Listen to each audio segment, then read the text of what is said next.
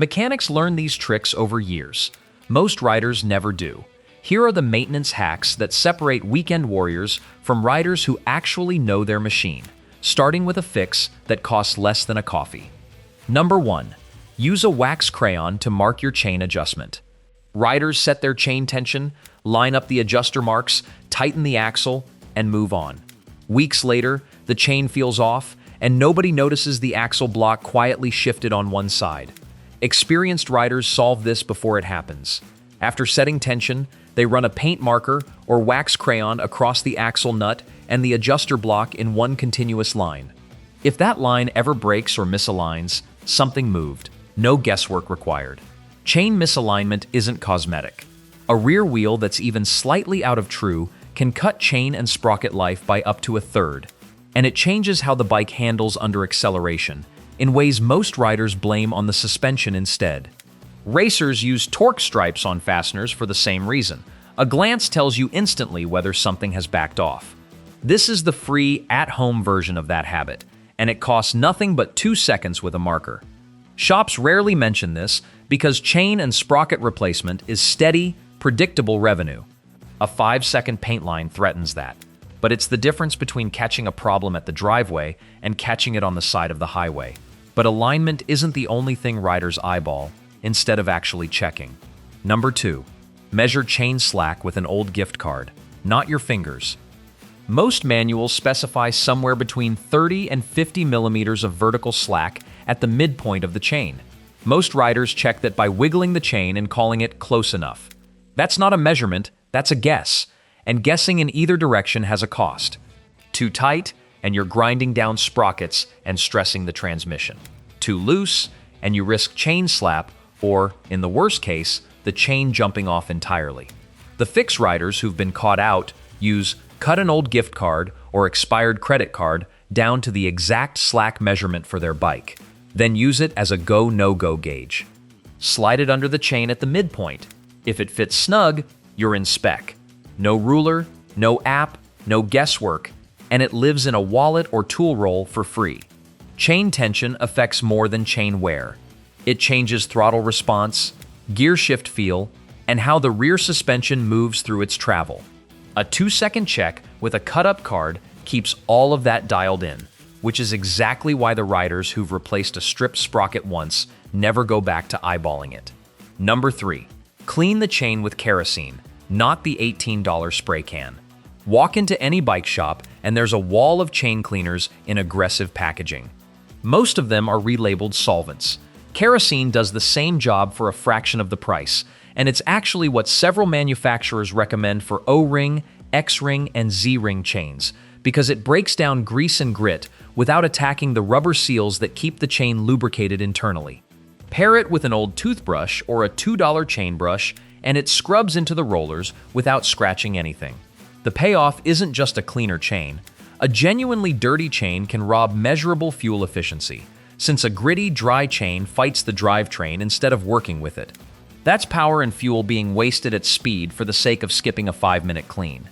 After cleaning, dry the chain fully and apply an actual chain lubricant, not WD-40, not motor oil.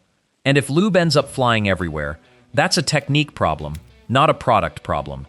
A flattened cardboard box behind the chain while spraying keeps it off the tire and rim. If you've been enjoying the video so far, we would really appreciate it if you subscribe to our channel, as it helps us grow. Number 4. Anti-seize is cheaper than a drilled-out bolt. Seized bolts are one of the most common, and most preventable, repair bills a bike ever generates. Exhaust bolts, spark plug threads, and chain adjusters sit right at the intersection of heat, moisture, and dissimilar metals, which is exactly the recipe for galvanic corrosion. Once that sets in, a bolt that should take 30 seconds to remove can require drilling, an extractor, and sometimes a new thread insert.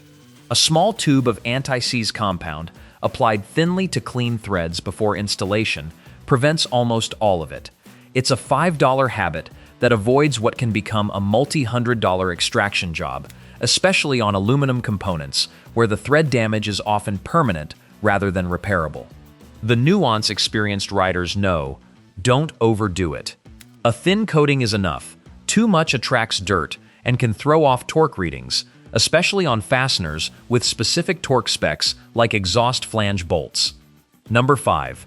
Stop over-tightening the oil drain plug. There's a persistent instinct that tighter automatically means safer.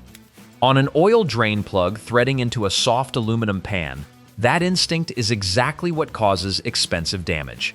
Stripped drain plug threads are one of the more common and completely avoidable repair bills tied to a routine oil change, and depending on the bike, fixing it can mean a helicoil repair or, in bad cases, a new oil pan. The plug only needs to compress its washer to seal properly. Riders who've stripped a pan once learn to tighten to manufacturer torque spec, or, without a torque wrench, snug, until resistance is felt and then stop. Roughly hand tight, plus a quarter turn for most applications. And always replace the crush washer at every oil change. A worn washer causes the very leak that tempts people to crank the plug down harder in the first place. But drain plugs aren't the only place riders quietly destroy their own bike through good intentions. Number 6. Most fork seal leaks are dirt, not damage. A ring of oil around the fork seals looks like a several $100 problem. Often, it isn't one. Dirt and grime trapped against the seal lip can create a thin weep that looks exactly like a genuine seal failure, but is actually just contamination sitting on the surface.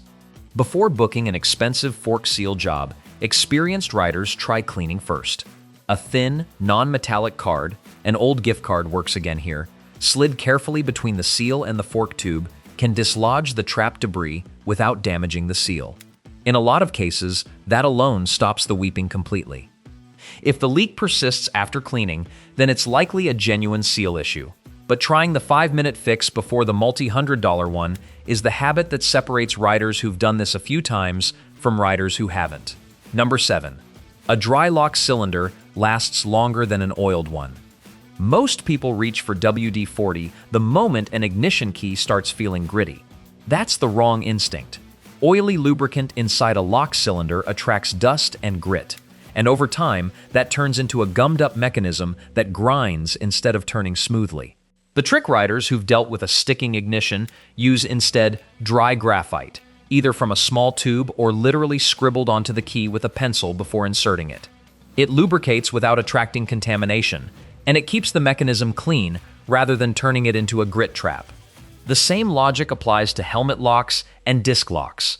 Once those start sticking, it's usually already a sign of internal corrosion rather than a simple fix. Number 8. Check wheel bearings before they announce themselves. Wheel bearing failure doesn't happen without warning. It just gives warnings most riders don't know to look for. Lifting the wheel off the ground and rocking it at the top and bottom, feeling for play, then spinning it and listening for grinding, takes about 5 minutes and catches bearing wear at the stage where it's cheap to fix. Caught early, a bearing issue might mean cleaning and repacking for a small parts cost. Left alone, it usually means full bearing replacement. And in the worst case, a bearing failure at speed is a genuine handling and safety issue, not just a maintenance inconvenience. One habit that accelerates bearing wear without riders realizing it: high-pressure washing. Pressure aimed directly at wheel and swing arm seals forces water past them and straight into the bearing grease. Hand washing with lower pressure protects seals that a jet wash will eventually defeat. Number 9. Coolant flushing is a driveway job, not a dealership job. Coolant loses its ability to regulate temperature and resist corrosion over time, and a full flush every couple of years keeps the cooling system protected. It also happens to be one of the more marked-up routine services a shop offers, despite requiring no special tools and about 30 minutes. The process is straightforward. Drain the old coolant through the drain point or lower radiator hose. Flush with clean water until it runs clear. Then refill with the coolant type the manufacturer specifies. Never mix different coolant chemistries, since that can cause a gel that blocks passages entirely. After refilling, run the engine with the cap off if the bike allows it, so trapped air bubbles can escape instead of creating hot spots later. Testing strips remove the guesswork entirely, checking pH and corrosion inhibitor levels for a couple of dollars, so there's no need to flush on a blind schedule or ignore it for years out of uncertainty. Number 10. Furniture polish works better than most bike-specific plastic cleaners. This one sounds wrong until it's tried once. Most motorcycle plastics don't need an aggressive cleaner. They need something that lifts grime and reduces static without grinding dust into the surface as you wipe. A basic furniture spray polish does exactly that, breaking down road film and bug residue without leaving the chalky haze cheaper bike-specific cleaners tend to create. The static reduction matters more than it sounds like it should. Less static means less dust clinging to fairings between washes. It also works well on windscreens and helmet shells, which matters more than people assume. A scratched, hazy visor or windshield reduces contrast and visibility, and low visibility conditions are a disproportionate factor in nighttime incidents. Keeping the plastic optically clear isn't just about looks. The one hard rule: never on brake components or tires. Anything that reduces friction is the opposite of what's needed there. But visibility isn't only about keeping surfaces clean. It's also about being seen in the first place. Number 11. Reflective tape goes where headlights actually hit, underneath the bike. Even a bike with a bright jacket, loud pipe, and LED headlight can be nearly invisible from the side, which is exactly the angle most car versus bike incidents happen at: intersections, turns, and parking lots. The problem is that most safety gear faces forward or up, and a car's low beam throws light down and across the road, not at chest height. Reflective tape applied to the underside of the frame, swing arm, or wheel rims catches that low-angle headlight beam and throws it straight back, effectively lighting the bike up from an angle nothing else covers. It's invisible in daylight and does its job specifically in the low-light conditions, where side visibility failures are a major contributing factor in car-on-motorcycle incidents. For the cost of a roll of tape, it's coverage most bikes simply don't have. Number 12. Dry wet gloves with the exhaust, not a heater vent. Riding through rain leaves gloves soaked, and putting them back on cold and wet the next morning is genuinely unpleasant. Air drying indoors can take most of a day, not useful if the bike gets ridden daily.